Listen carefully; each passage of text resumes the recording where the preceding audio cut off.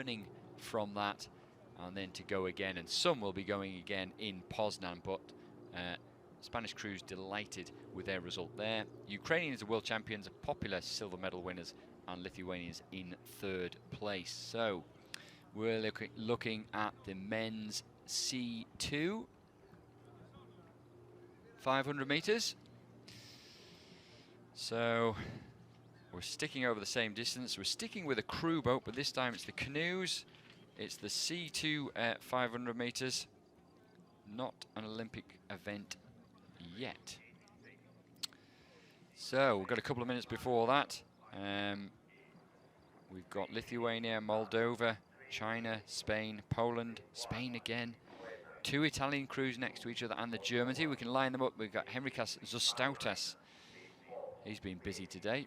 And alongside him, or behind him I should say, Vadim Korobov. They're in lane 1. Moldovans, Oleg and Sergei, the brothers, Tarnovskis.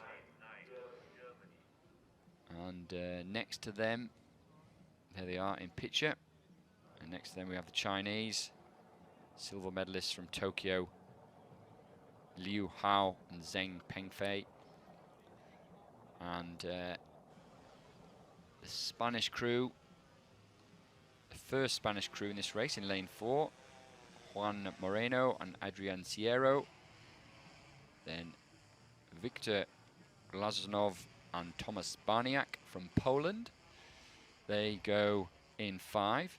Other Spanish crew, Cayetano, García and Pablo Martínez. They'll be in lane 6. We'll see them in just a moment.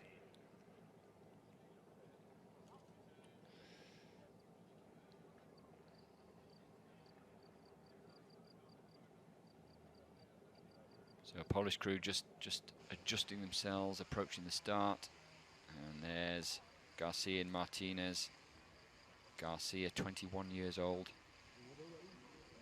It's a great experience for him to be right in the midst of it in this final. Nicolae Craciun and Daniele Santini from Italy, the world champions from Copenhagen in last year. Gabriele Casade and Carlo Tacchini from Italy again. They go in 8. Watch for them.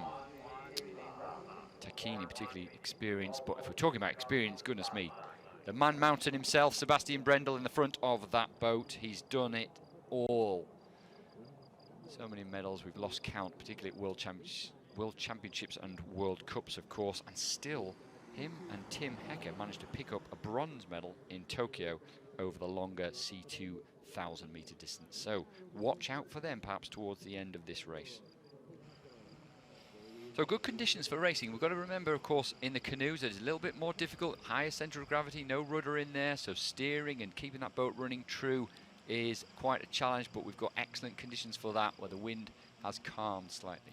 Yeah, it has. It looks like it's died off a little bit, but it does look like it's blowing a little straighter behind them, so that will make the back seat of the C2, their job a little bit easier. Usually the back seat of the C2 is in charge of steering, so seeing a straighter tailwind will make them a lot more happy with what they need to do moving forward.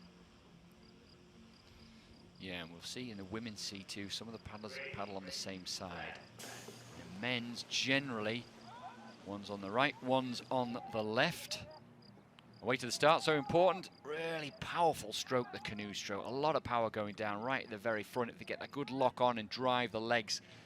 And as we pan out, we should see who's away well. I wouldn't be surprised if one of these Italian crews was right up there. I was expecting it to be lane 8. It is lane 7 that got away to a good start there, though. A strong start by the Italians and obviously the Spanish there as well.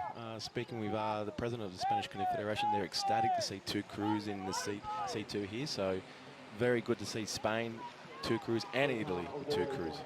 Yeah, it is 2 crews and competitive as well. And this is an ever-developing category as well, isn't it? And becoming more and more intense in the 500-meter distance for the men's C2. So we'll look at the splits. We've got Spain, Italy, and China. And that was a good start from the Italians in lane 7.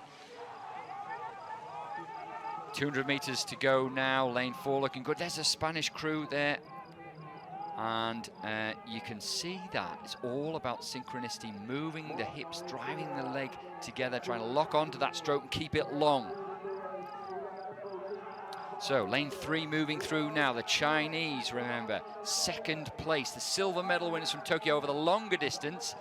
But again, this Spanish next to them have got this perhaps by the scruff of the neck, although they're now being put under pressure by the other Spanish crew and the Italians in 6 and 7. Well, super close towards the end there. Looks like it's going to be a battle between Spain, China in there, and Italy. And there was a dive of the sea boats. That was one of those times where you really needed to time that diving, so it will be interesting to see you get second and third.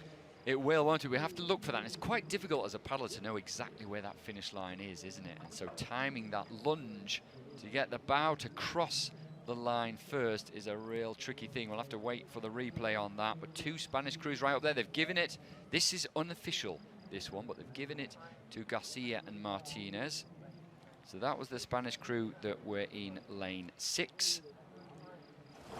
We'll just have to wait for confirmation of that. Here we go. Quick check of the start, all away pretty cleanly as we can see. Lane 4, that's the first the Spanish crew of Moreno and Sieiro perhaps got away to the best start, but it was their teammates García and Martínez who had the better back end of that race.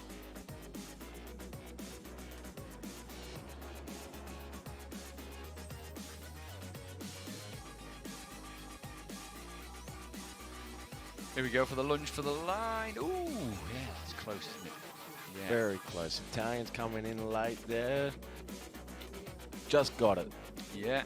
Timed that perfectly. Just got over the Chinese. Actually, they did. They've been listening to you, haven't they, David? I think on that timing that lunge, because that was absolutely perfect. And you mentioned this before. We've seen a number of times where someone lunges early and they've lost all their boat speed and they can miss out on that medal position. But a great result, actually, as you've said. The Spanish coaches will be delighted with that. Spain 1 and 2, Italy in 3rd place. Good time there, 1:37 from the winners, and we hope that we'll see that C2.